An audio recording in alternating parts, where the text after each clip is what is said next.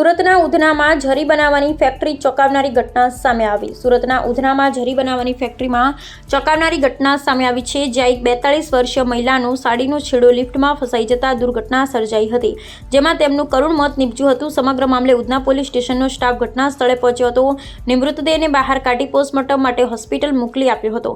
મળતી માહિતી મુજબ સુરતના ઉધના વિસ્તારમાં ઇન્ડસ્ટ્રીયલ સોસાયટીમાં મૂળ બિહારના નાલંદા જિલ્લાના વતની પિંકી કુમારી વિરેન્દ્ર પ્રસાદ ઝરીની ફેક્ટરીમાં કામ કરતા હતા. હાલ પિંકી કુમારી સુરતના નવા ગામ ડિંડોલી વિસ્તારમાં રહેતા હતા. ઝરીની ફેક્ટરીની લિફ્ટનો ઉપયોગ કરી પિંકી કુમારી ઉપરના માળે જઈ રહ્યા હતા, ત્યારે અચાનક મહિલાના સાડીનો છેડો લિફ્ટમાં ફસાયો હતો, જેમાં મહિલાનું માથું લિફ્ટના દરવાજા અને ફ્લોર વચ્ચે દબાઈ જતા ઘટના સ્થળે જ મોત નીપજ્યું હતું. સમગ્ર ઘટનાને લઈ રહીશોમાં ગભરાટ ફેલાયો હતો, જ્યારે ફેક્ટરીમાં શ્રમિકોની સુરક્ષા અને લિફ્ટની જાળવણીને લઈ યોગ્ય પાલન કરવામાં આવ્યું છે કે નહીં તેની લઈ વધુ તપાસ પોલીસે આદરી છે.